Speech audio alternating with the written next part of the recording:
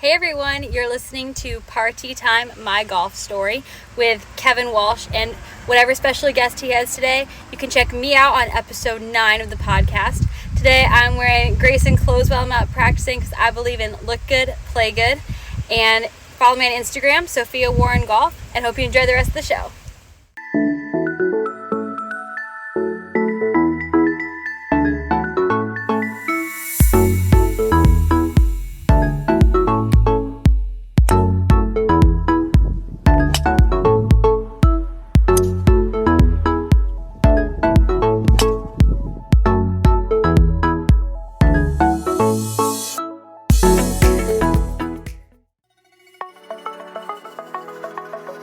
It's Party Time, My Golf Story, brought to you by Party Drinks. Classically designed golf drinks for golfers by golfers. And the golf real estate pros Gene Walsh and Vince Visicaro. For your Southwest Florida real estate needs, check them out at suncoastdreams.com. Now here's your host, Kevin Walsh. Hey, what's going on? Welcome to the show. We have a good guest. It's Stuart Winsby. He is the head coach at Weber International University in Florida, has a good golf team. He's a good golfer. He's a caddy. He's a dad. He's an Irishman. He's a man of the world. He's one of the most fascinating people I know, and I knew he'd make a great guest, and that's why we have him on the program. A couple things I want to share with you. First, an update on the business of the show. We are almost at 4,000 subscribers. Thank you very much. It's because of you that we're at that number, and 170,000 views on YouTube. That doesn't count other listening platforms like Spotify and Apple.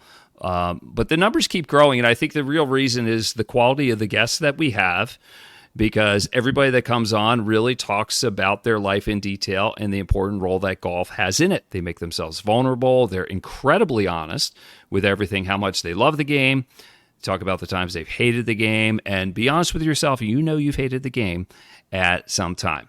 But continue to help us out with the program by subscribing if you haven't done it already, liking it, and sharing it with a friend, and maybe leaving a review. Because the nerds at Google and YouTube, they like that stuff, and so do our sponsors. Speaking of the sponsors, big thanks to Party Drinks. If you're looking for adult beverage alternative on the golf course, if you're tired of beer or seltzers that taste like crap and you're trying to convince yourself they taste good, try a Party. For golfers, by golfers, real cocktails, not even a seltzer. Doesn't get much better than a Party, and Transfusion, far and away, are number one. And the golf real estate pros of Vince Visicaro and Gene Walsh from suncoastdreams.com, a division of fine properties. If your dream is to live in a golf resort area on Florida's beautiful Suncoast, especially the Sarasota area, especially Lakewood National Golf Club, 2 Arnold Palmer designed golf courses, the best golf community in America. There are some vacancies, availabilities. Gene and Vince can get you all set up with that. All right, let's bring the man of the hour on, Stuart Winsby, my man, Irish Stu, as we call him around the caddy yard, the coach at Weber International University. Yep. How's it going, buddy?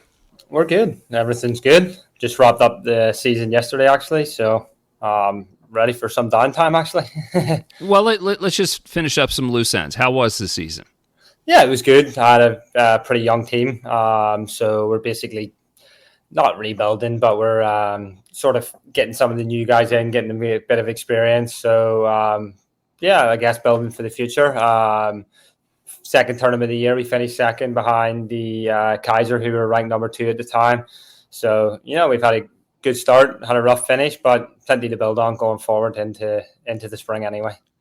Give me a little geographical lesson, and we're going to split that in 2 parts. The homeland, because I think people are picking up on the accent right away. Yeah. So we'll get into life in Northern Ireland, but life around Weber International. Where exactly is it in Florida, and what is life like there?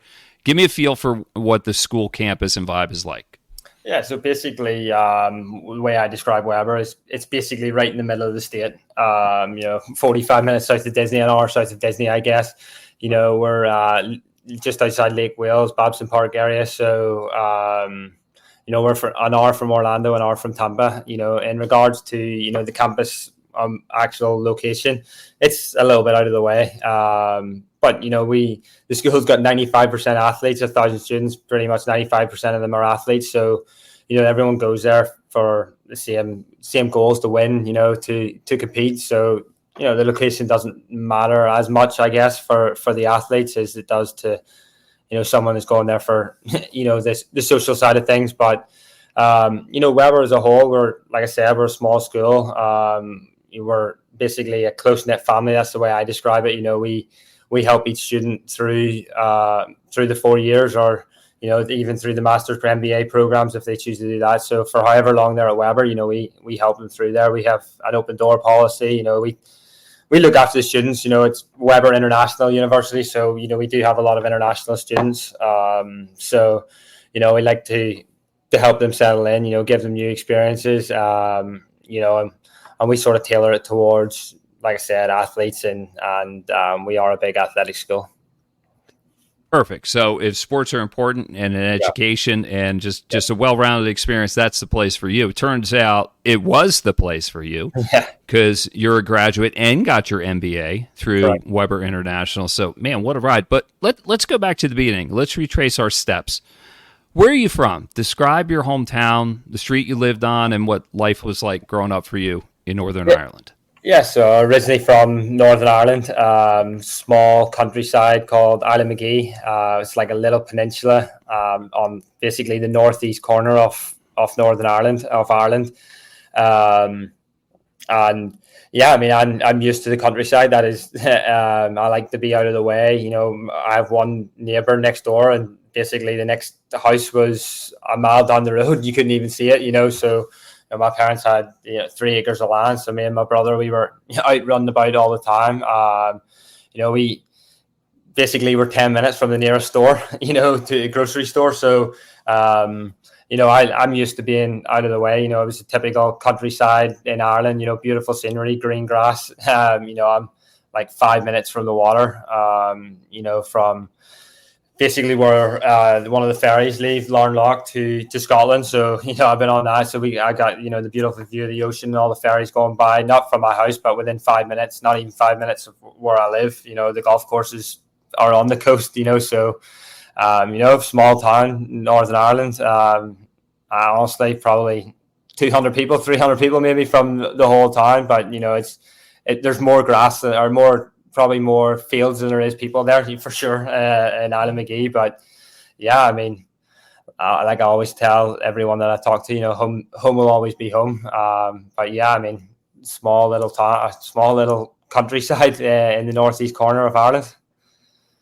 But home for you now is America, and I know you like it. I want to get into that, like an expat's view of what life is like in America, because I know you're married to an American woman, and it seems like you're here to stay. Sure. You're happy here. This is the land of opportunity. It's certainly given you a good opportunity. Sure. Tell me about the golf opportunity. When did golf enter the picture in your life? Probably about 22, 23 years ago, when I was about 9 or 10 years old. Basically, I played soccer all my life. Played a little bit of rugby, and I had this injury basically that my bones were growing faster than my ligaments, and it got to the point where it couldn't keep up. So the doctor or the physio basically was like, you have to sort of stop for a year. At any moment your ligament or your tendons could just go like that because they're so stretched. So basically I stopped. My dad was like, well, you're not sitting around. He was an athlete. He played cricket at a very high level. So he was basically, in one of the summer, he was like, you're either going to play golf or you're going to play cricket, but I'd rather you played golf. And I basically was like, my brother and I were like, we're not playing golf. And he was like, you are. And, one Tuesday after morning, they did a junior competition at the local golf course, about 5 minutes down the road. And it was for beginners. They had beginners, obviously, and the more you played, the more you moved up. And basically, you started like 3 hole. You played 3 holes when you were a kid. Then you went to 5, then to 9, and then obviously as you get older, then you played all 18. So, we went there and played one Tuesday. We loved it. Went back the next Tuesday, loved it again. My parents bought us both, myself and my brother, clubs. Like the US kids clubs the next day, and basically that's how it started, and that's how it took off. Were you surprised at how much you liked it? Because you said you resisted at first. Yeah, from your dad. I think, coming from Ireland back then, golf wasn't the in thing to do. It wasn't the in sport. At 10, 11, 12, in primary school, going into secondary school, that wasn't, everyone basically played football, soccer, if we. Yeah, it wasn't cool. No, it was all exactly. And that's basically, neither was cricket, so it was, but yeah, I mean, it was one of those things. I was always good with the racket or something, or a club or a bat in my hand, more so than I was with, rugby or soccer. I was pretty good at it, but, I was never as good as, a racket sport or golf or something along those lines. But yeah, I mean, that's basically how it started. I mean, but you got good pretty quick, right? Yeah. Basically, this was in the start of the summer, and then basically the first summer, I was at the age that you played 5 holes, and well, I was sort of in between the 5 holes and the 9 holes, and they put me to the 5 holes because I was a beginner. I took to it so quick that I basically won the Order of Merit that year. I mean, I was a little older than the rest. They were reluctant to give it to me because I was, but at the end of the day, they put me in that category. So, I was entitled to win it. If you put me there, if I have the chance, to compete, and you're putting me in the Order of Merit, then if I win it, I win it, Oh, hey, look who it is. Did you sneak in on me again? I snuck in, Kevin. Yes. You didn't see me. Well, here you are, and I'm glad you're here. It's been a while since you've been here, about a month or so, and a lot has happened. How's the market doing? The market's doing great. It's picking up. We had a Hurricane Milton, and we're recovering, cleaning up.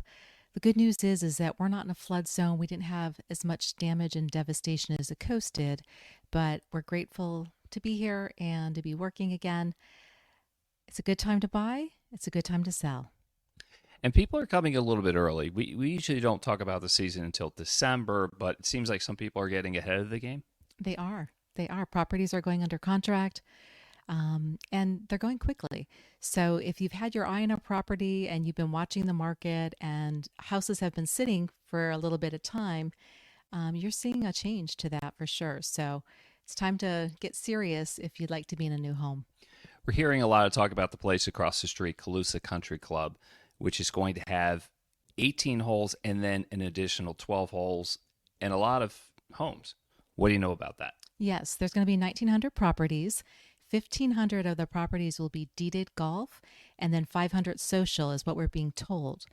We are going to be attending a VIP event next week, Vince and I, and we'll find out more details about that. We are told also that orders are being taken November 8th for initial purchases. So that's something to think about as well. And you can help at Collegiate Country Club as well as Lakewood National. Yes, and I think that Calusa is going to give us a really nice bump here at Lakewood National. People are going to go over to Calusa and see that they can get in on the ground level of some property purchases, but at the same time, it's going to take a few years for everything to be built up. They're going to walk over to Lakewood National across the street and they're going to say, wow, this is a great community. Everything's here. Everything's ready. It's gorgeous.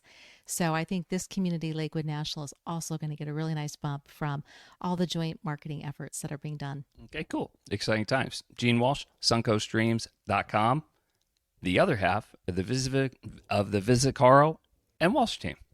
Thanks, Gene. Thank you. I won it, and then you went on and you had a good junior career, enough to get the attention of some American colleges. Tell me this, was America always the goal, or it just sort of happened and you're like, why not? It wasn't never really the goal, I guess, until I was about 16, 17 years old. A guy at my golf club, Whitehead Golf Club, he actually was in America for a couple of years. He got the opportunity. He was a really good player, and he got the opportunity to come to America, and he did it for a couple of years. And basically, there was a golf school called Darren Clark Golf School. It was basically a 2-year program, similar. Not that you didn't get a degree, a college degree or a university degree, but it was like our equivalent to A level. So it's like you're basically the end of your high school, whatever exams you take at the end of high school, So. Basically, we did that. Sorry, excuse me, I got sinus issues. But basically, that he told me about that, and it was my parents gave me the choice whether Darren Clark Golf School or to come to college in America. So we basically pursued that. We spoke to him, pursued that, went through a company called Pro Dream USA, and they build like a platform, a database. I went to Scotland. They did swing videos, got all my stats, all my results. So they advertised you, right? They basically do, yes. So that's basically how it goes. Unless you are the top amateurs in the world, then everybody knows who you are. Correct. So they basically help you along. They obviously have the connections with the coaches and whatever. So they build that platform, and they basically go to the coach and go, hey, I could have this is someone you might want to look at, sort of deal. And that's, and then once they put that profile live, the coaches can go into those recruiting, into Pro Dreams recruiting profile basically, and they can look through all the list of players that they have and go, I'll speak to him, or I'll speak to him, or whatever. And that's sort of how it works. And yeah, I got pretty much, I took a year out. So when I finished high school, I was basically turned 19 that summer. So I took a year out. I worked for a year. Obviously my parents. What did you do? For work? Greenkeeping. It was in the green stuff. I did it for 8 years. Well, I did it that year. I did a lot actually. So, the local fuel company, they did it, obviously, in coming from Ireland, we don't have AC. We need the opposite. We need the central heating. So obviously the oil, for the tanks. So we would deliver the oil to the houses, that runs the central heating. So I did that in the winter, and then I did the green stuff in the summer. So yeah, I did the green stuff for 8 years, basically every summer that I came home from college. That's what I did. That was the so. Oh, I didn't know this. So so you probably have a greater appreciation for the maintenance of a golf course. You probably have a better idea of what's going on than I do, because you've done it, right? Yeah, I mean, at the start, obviously, you get the not so nice jobs, the cutting the bushes and the raking the bunkers and, all the harder stuff, rather than sitting on the greens machine and cutting the greens for 3 hours, or the tees or the fairways, But, as went along, I did all those things. But yeah, I know how quickly something can change. One year, the day before Captain's Day, which is like our biggest day in the golf course, we had the cows got out on the golf course and ruined our 18th green. So we were there for like 4 hours with a pitch mark repair in there, trying to fix all these hoof marks that the cows had made and on the green. So yeah, I do know what it takes. Yeah, to tell me this, Stu. Did you ever cut holes? Oh, all the time. Okay, so all right, stop.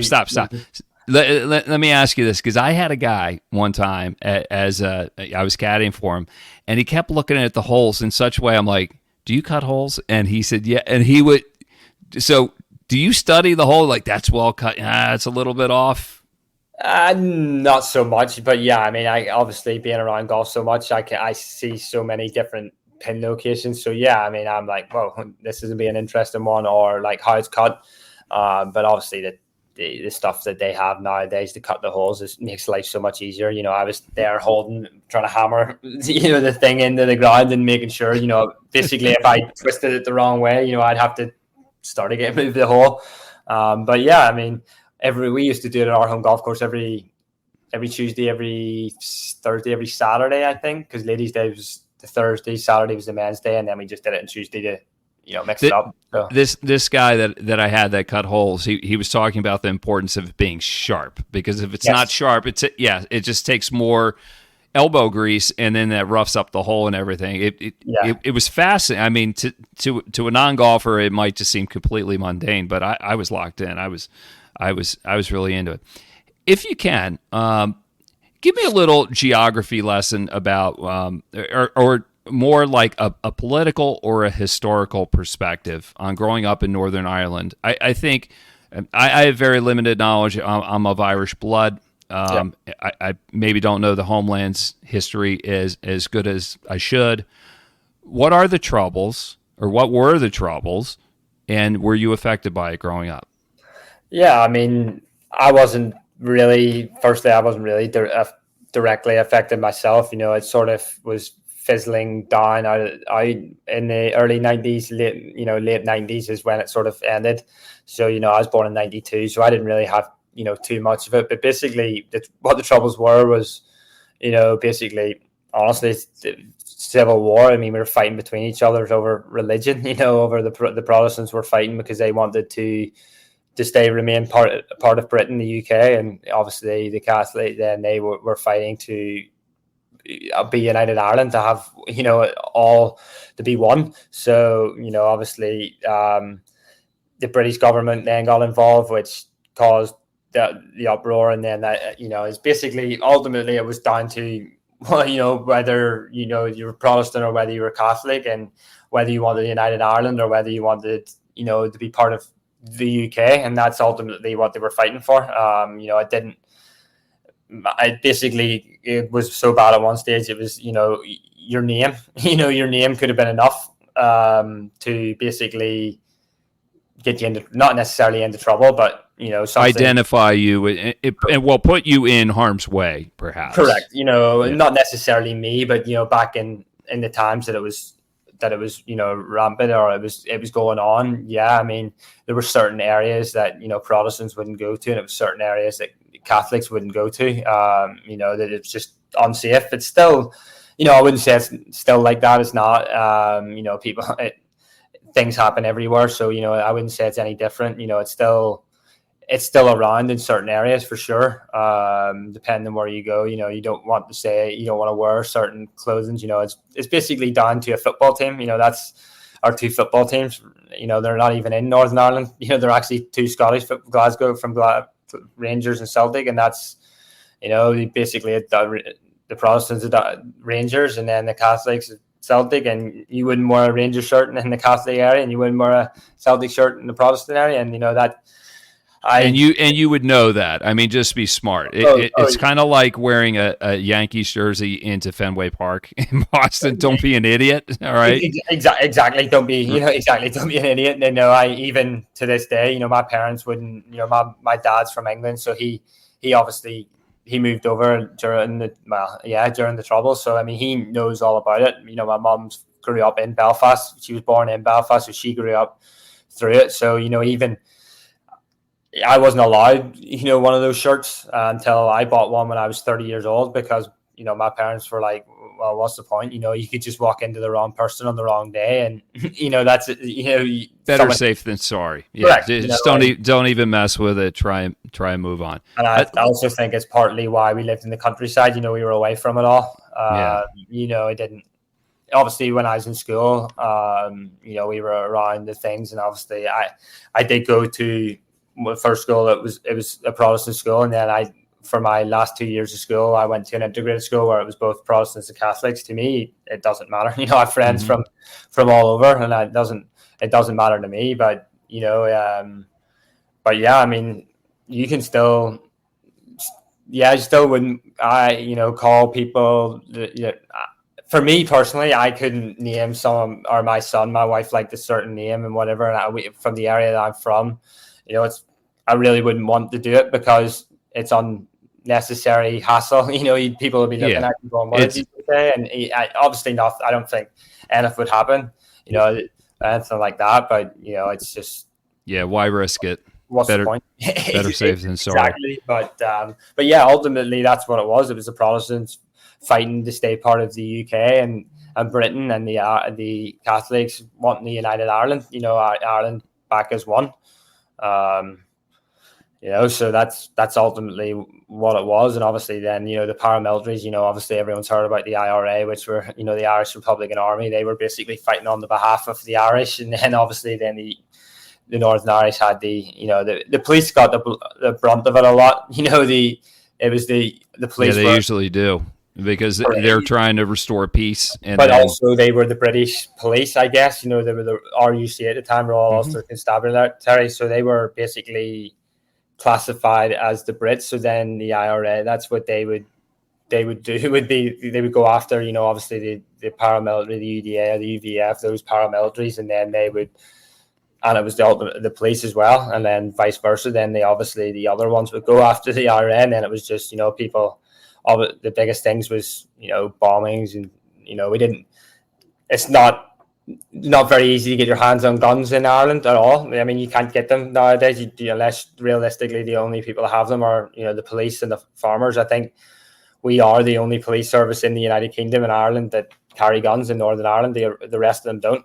Right. So, that it was more, they joke like petrol bombs, they say, but it was basically a beer bottle filled with petrol, and someone lights a rag and puts it in, and that's what they threw. And it was, Molotov cocktail. I think that's what we call it here in America. America. I mean, so it wasn't like, big shootings and all that there. I mean, that did happen, obviously, but it was more, just riots, basically, honestly. Yeah.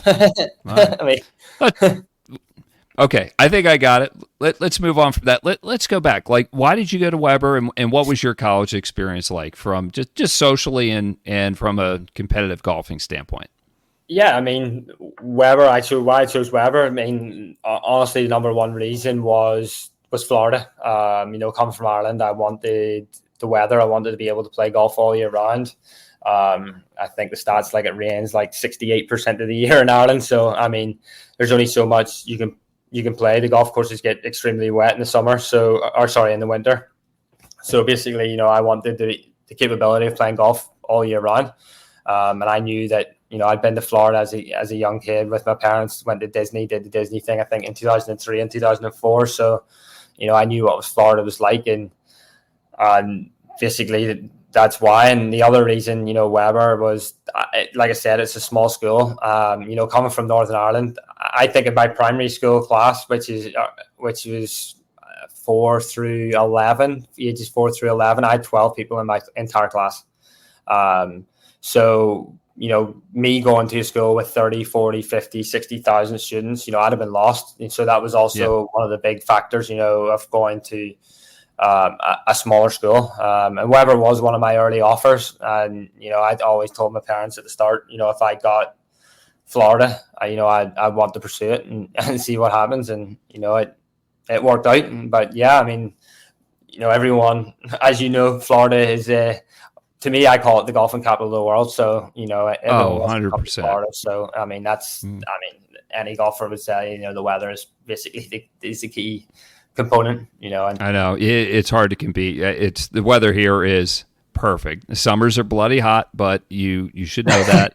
I don't spend too many. But you have 8 months of perfect weather. So if Correct. you want to build a good golf game, you can do it here, and you did. Sure.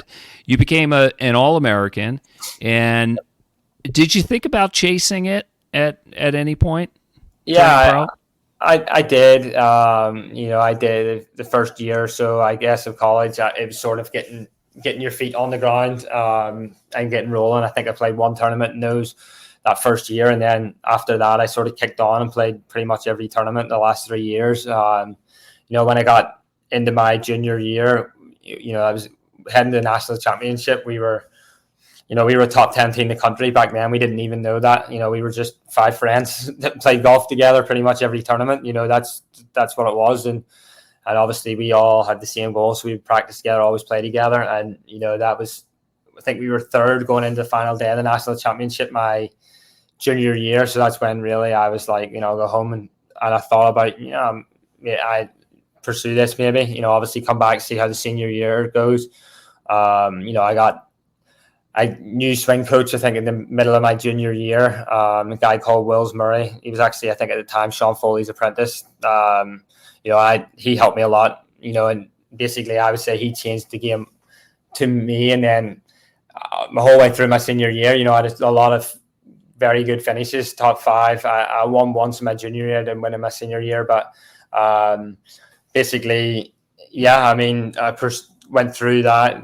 He was like, yeah, man, you got to give it a go. And I thought about it. Basically, then the last national championship was at TPC Deer Run, where they play the John Deere Classic every year.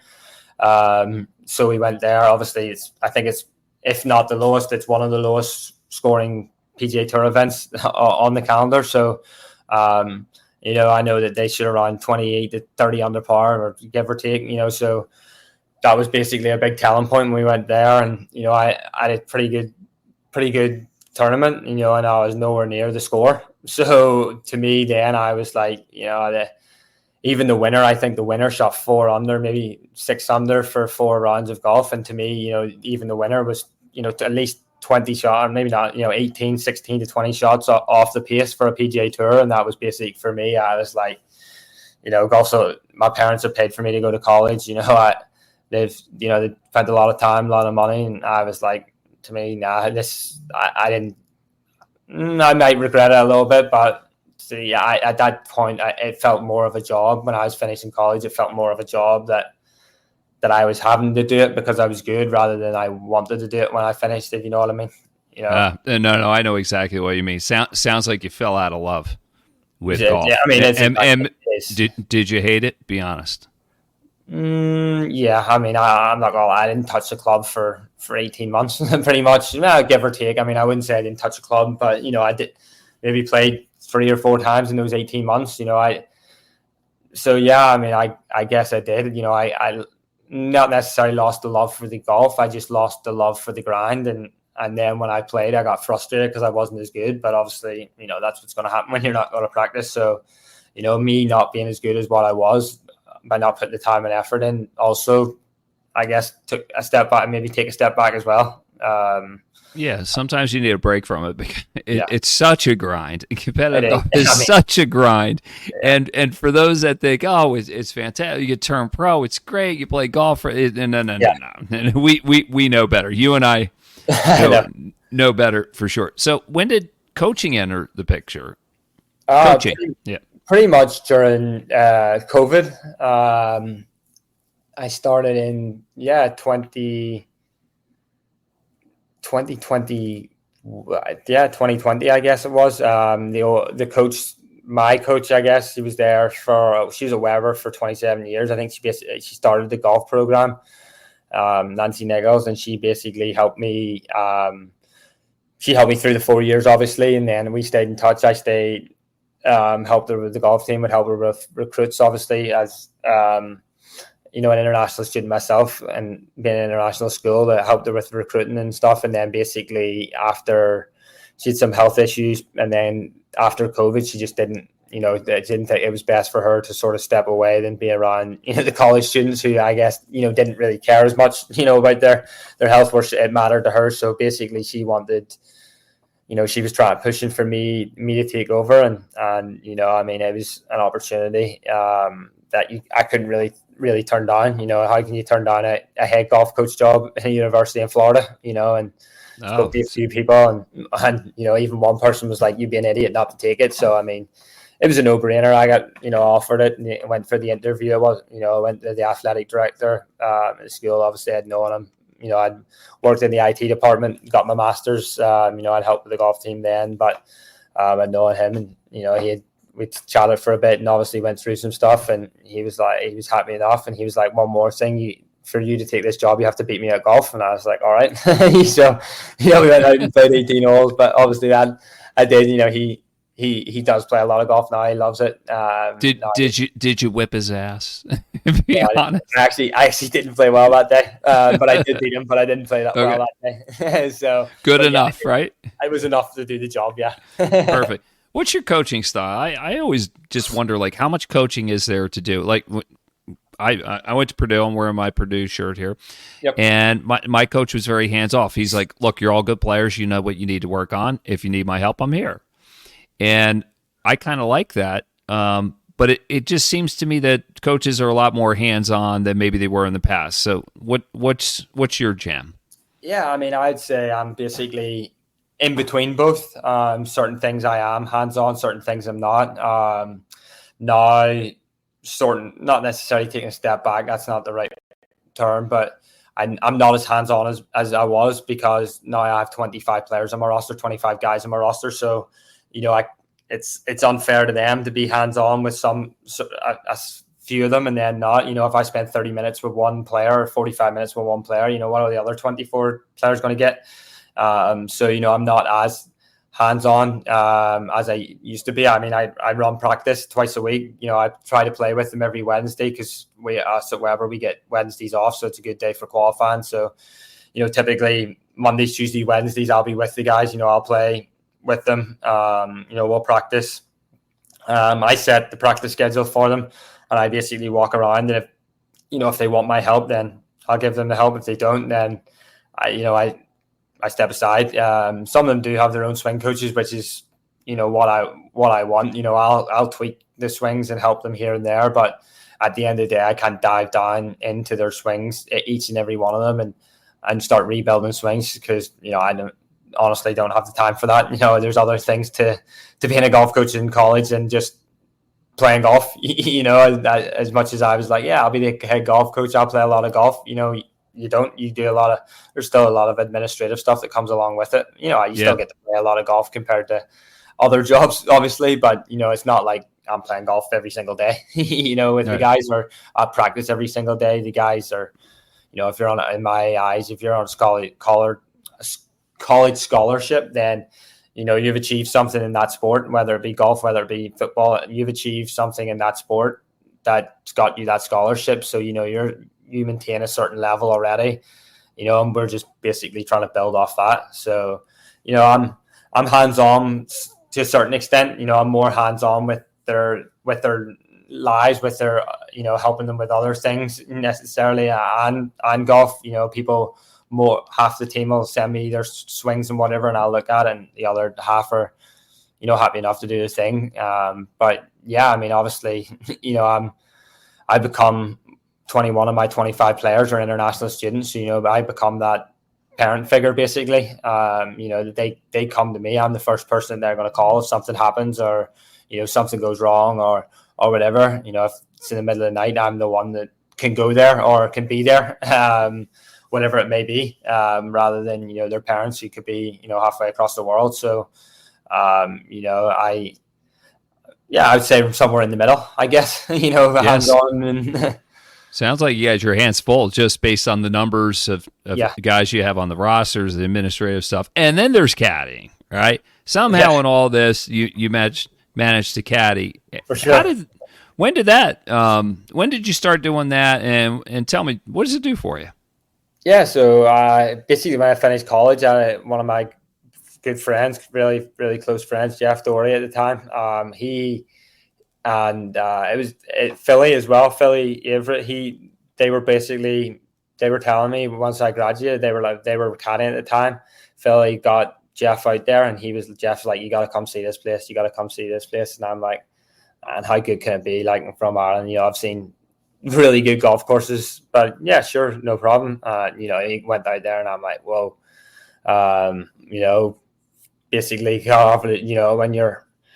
How it is. Basically, when you talk to people, they know if you're a good player or not.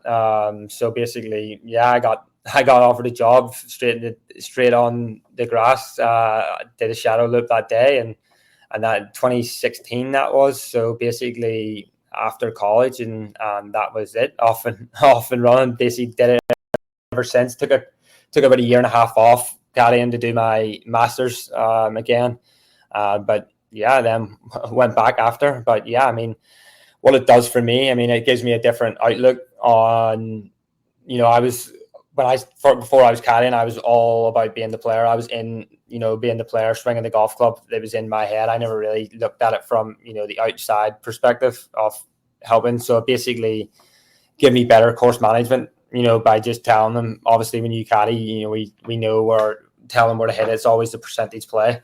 So, that made me think more about that, where honestly, when you're a college golfer, you just, where's the flag? Okay, that's where we're hitting it, and that's how you make big numbers. And, you're not as experienced. And that's, to be honest, I would say if I put the work in now, I'd probably be a better golfer than I ever was, because I'm smarter. I think I'm a much smarter golfer. And I think that's the key thing. I think being a caddy makes you a smarter golfer, honestly.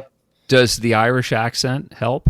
Oh yeah, for sure. Especially being in America, they're used to, the guests wherever they go in the country, there's a strong chance their caddy's going to be an American. So, if they get me and the Linksy style of golf, they like that, and the accent, they obviously, some guys are like, I feel like I'm at Royal Portrush, or I feel like I'm in Old Head, or whatever with me, and depending on the weather, you might have it. We've been out there in the days that it's 40 mile an hour, 30 mile an hour winds. So obviously things like that help. But yeah, the accent, I've got a different perspective, a different outlook. You know, I come from a different place, so you know, I feel like it's not the same. You know, it's a little different. I guess it's not the same as what they're used to. So yeah, I mean, I think it's an advantage, definitely. Stuart Winsby is our guest here on Party Time, My Golf Story. He is the head golf coach, head men's golf coach at Weber International University. Best round of golf you ever saw? Was it you playing competitively or you on somebody's bag? Me on somebody's bag by a long shot.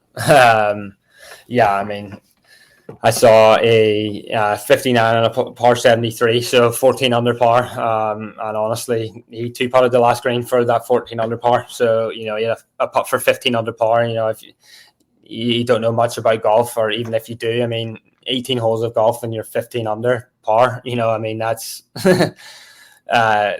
crazy, to be honest. You know, even when I think back on it, I'm just like, I mean, you know, that obviously that was a few years after I finished college. You know, that's 4 years. 4 years after I finished college, and me looking back on, you know, I mean, Sam Horsfield, he won't mind me saying his name, you know, Sam Horsfield, you know, looking back, watching him play, you know, that's even the guys he played, you know, a couple of people he played with. But it was the whole day was wild, wasn't it? Start from the beginning, like how it started, or almost didn't get off the ground and then got started and finished. So basically, he texted me. So Sam and I met through during COVID. You know, when we were in lockdown.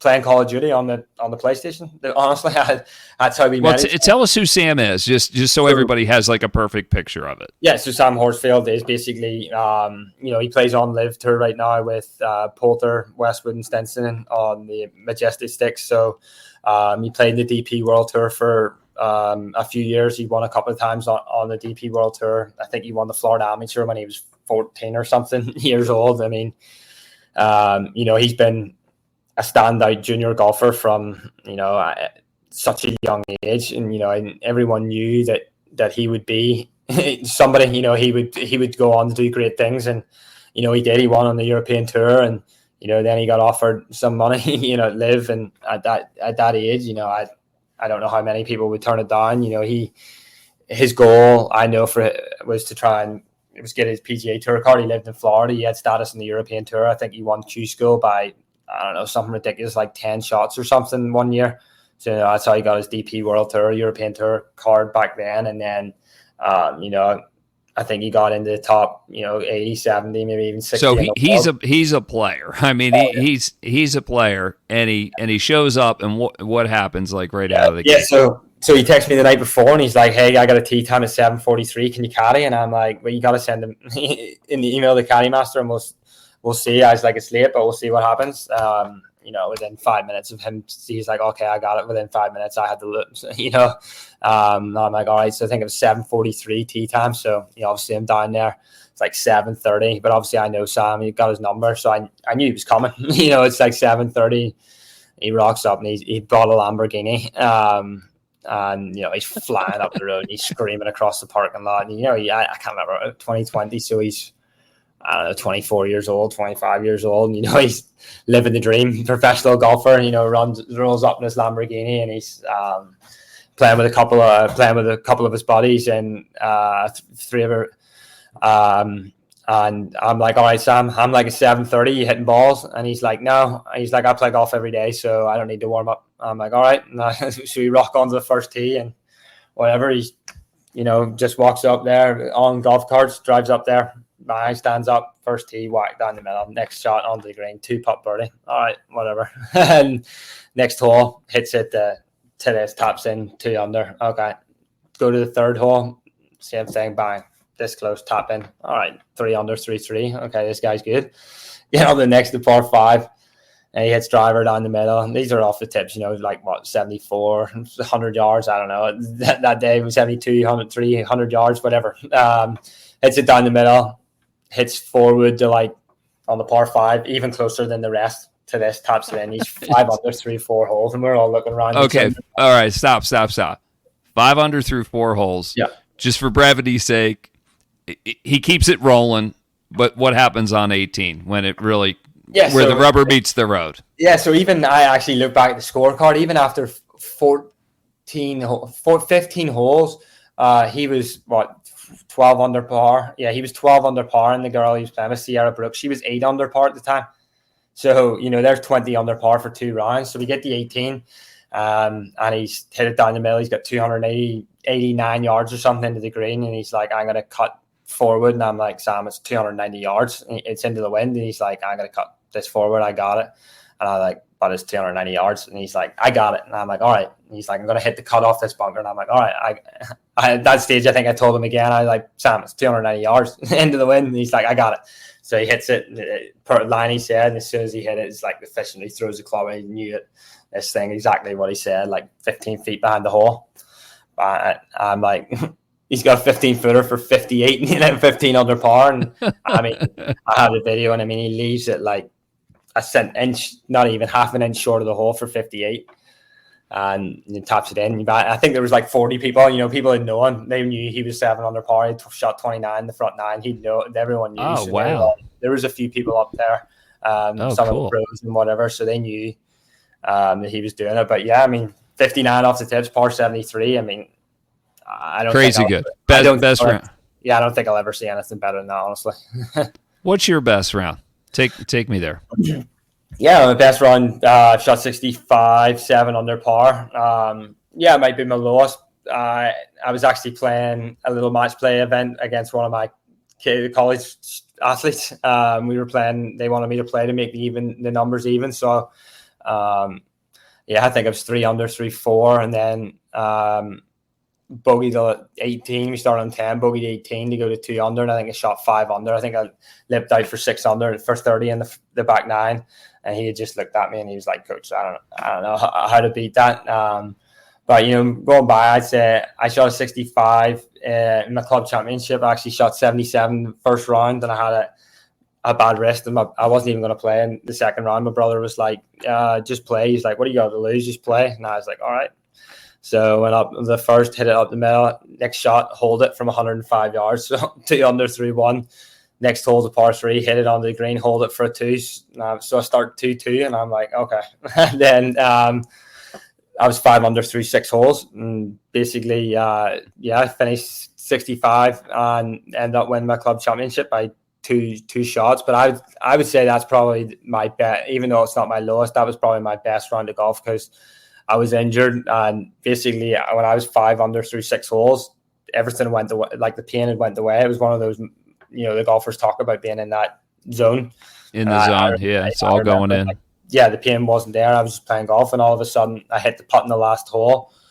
It was like a 40-footer, and it rolled up to like, half a foot. And that's when I was like, whoa, this is 18. It's done. I didn't even, it was one of those moments you're like, whoa, you're in the zone. So I'd say that was probably my, my best round of golf.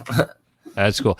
Hey, tell me this. Give me some Irish a feel for the land. Who is the people's champion in Ireland? Well, I mean, to me, it's probably Shane Lowry. It depends who you ask, I guess. Probably the people from Northern Ireland would say Rory McIlroy. The others would maybe say Shane Lowry or Padraig Harrington or something. But I'd say Shane Lowry for me. I grew up with his, not necessarily grew up, but I played a lot of golf with his younger brother, playing in Ireland and the boys under 18 competitions and stuff. So I got to hear a lot of things about Shane and I mean, winning the Irish or the Open Championship at Portrush. I mean, he's proud of where he comes from. He comes back all the time. He's a big Irish sports fan. Big Irish rugby fan, GAA, Gaelic football. He's a big fan of his club and stuff. He'll go to all the games, the Irish rugby games when he's at home, and he's a big family man. And coming from Ireland, that's a big thing. He loves the culture. He loves the crack, is what they say in the beers, or in the bars. He's definitely the one that I'd love to drink a Guinness with for sure. I always joke and tell people, when people ask me about him, I was like, anyone that drinks Guinness out of the claret jug's a winner in my eyes. So, there's no doubt in my mind he's had plenty of pints of Guinness out of that thing. How many? Tell me this: how many pints of Guinness would Shane have to have before he catches a buzz?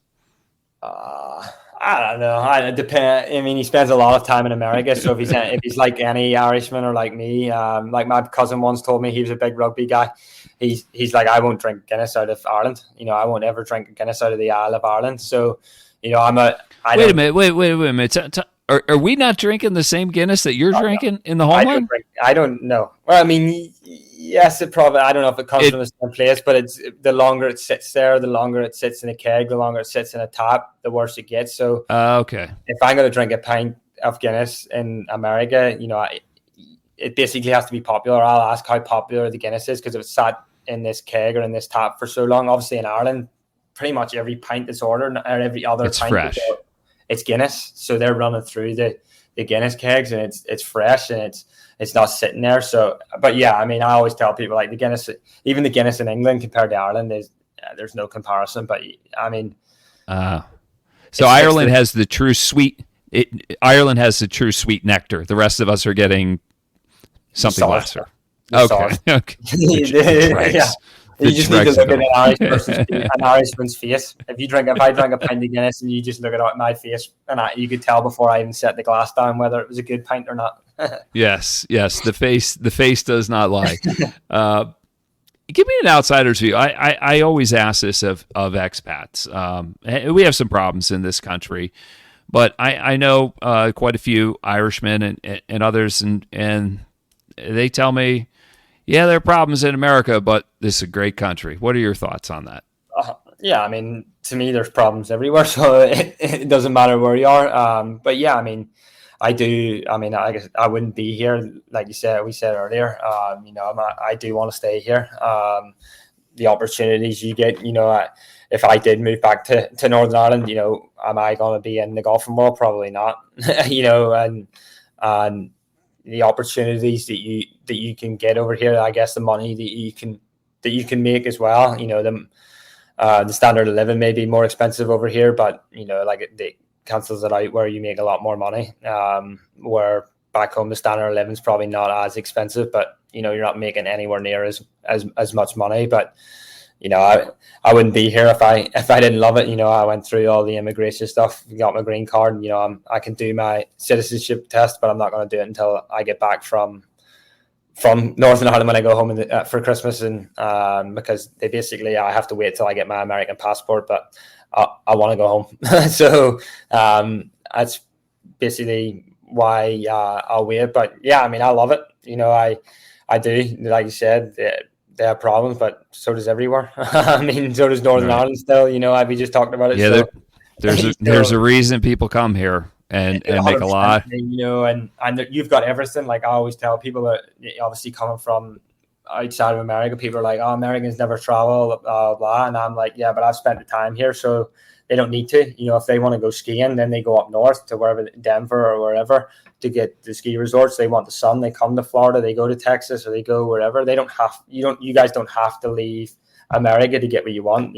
From Northern Ireland, if I want the sun, we had to go to Spain or somewhere like that. Or if we wanted to go skiing, then we'd have to go fly somewhere else. So we had to have passports, and that's why we travel so much. But if we want those things, then that's what we had to do. Where you guys can just you would just hop in your car and you could drive to the place where we can't drive anywhere. I can drive to the bottom of Ireland and back again, but there's no sun down at the bottom of Ireland. So if it's raining up north, it's raining down there probably. All right. Tell me about your wife. How did you meet her? Love a good love story, so share as much as you can. And does she understand the role that golf plays in your life, and sometimes the time demands that come with it? Yeah, I mean, so I met her in a bar. Shock. Yeah. But she worked there at the time. Me and a few buddies, senior year of college, basically. What happens? We were having a good time. My two buddies they'd graduated at the time, but we were. I had only a few classes to take. I was still playing golf, practicing. We had a good time most nights, and we would go to this bar, and it was a Beef O'Grady's, and she was working there with the girls. All the girls that worked there were around the same age as us, so the place would close at like 10 or 11, depending on the day. We would literally helped them clean up the floors, literally sweep the floors. We got to know the owner. He didn't care, he'd help us. He would help us, and we would then go to another bar, and basically we all got friendly, and that's how my wife and I met. And we went from there. This was the early stages of my senior year of college, so 2015 basically. Even then I didn't know if I was going to stay in America. Even my senior year of college, started senior year of college, but obviously meeting my wife at the time, or my girlfriend at the time, meeting Britt at the time, so changed the things. Obviously we get different visas and stuff after we graduate, and that's how we met. Things sort of kicked off from there. Obviously it was difficult for a while, because when I was going through immigration, when we start the immigration process, we can't work. So I couldn't work for a while. That was basically when I was doing my master's and whatever. So my wife took on a lot of the the financial side of things while we were doing that. And then when we had our first son, Jackson, 2018, it sort of she still worked a lot. And then once I get my the immigration stuff, the paperwork, then basically I went back to work. And then a couple of years later, I got the golf coach job. But I was caddying before all of that. Then obviously took the time off going through that, and then went back to the caddying. So she, she's very supportive of the golf, because at the end of the day, I wouldn't be in America if it wasn't for golf. Right, and you wouldn't know her. So that's the magic. That's how golf is the thread that, like, for those that are deeply immersed in it, like we are. Mm-hmm. If we take golf out of the picture, who knows what we're doing? Exactly, and she knows, and she knows golf takes 4.5 hours. It's not like a football, soccer match, and it's over in 90 minutes. She knows, and and she knows that at the end of the day, I do love playing golf, no matter if I don't like it at certain times. She loves that I play golf, so that's she gets it. It's a part of who you are. Yeah, she's probably sick of hearing a lot of it, and she's like, "Hey, we're talking about golf again." But yeah, I mean, she obviously very supportive of it, because it's basically what my life involves. Every aspect of my working life, or what I enjoy doing is golf, because a lot of our golfers and their time off play golf. Right. So as we wind down here, Stu, just tell me this: how big of a part is golf in your life, and could you imagine life without it? Probably not, honestly. No, because I wouldn't be in the places that I am if it wasn't for golf. Like we just said, I wouldn't be the coach. I wouldn't have the experience that I had, in college. The friends I've met, the people I met in college from all over the world. Obviously my wife, like I said, the coach and the caddying. I honestly no. I mean, I'm glad that my parents and my dad sort of pushed me towards it, but I couldn't really imagine it without it, because that's basically what my life's encompassed for the last 20 years, probably. It's basically all done for 20 odd years. That's my story. You told my story. I just can't imagine my life with golf in it. If golf wasn't in my life, I wouldn't know you if there wasn't any golf. Exactly. And so, hey man, listen, I really appreciate the time. I told you I'd keep you for a half hour. We almost talked for an hour, and the time flew.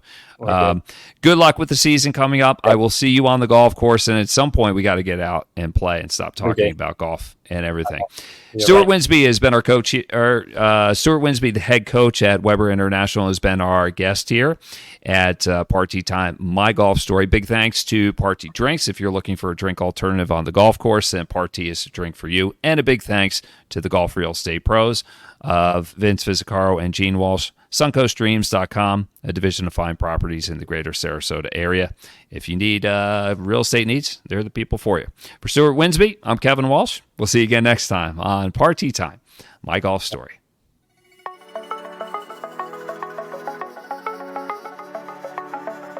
You've been listening to It's Party Time, My Golf Story, brought to you by Party Drinks.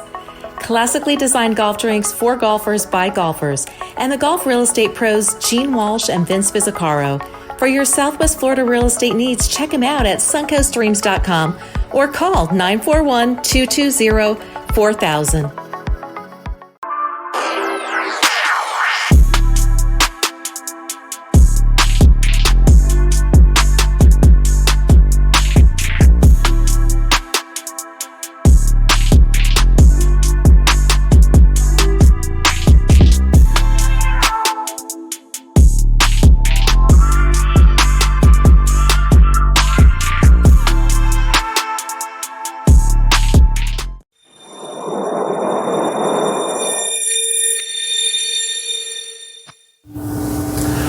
This is Vince Fizzicaro and Gene Walsh with the SuncoastDreams.com real estate team at Fine Properties. We've helped hundreds of families find their dream homes in golf and resort communities in Lakewood Ranch, Bradenton, Sarasota, Parrish, Venice, and the surrounding areas. Let us be your guides to finding your dream home here as well. Learn more at suncoastdreams.com or call us at 941-220-4000.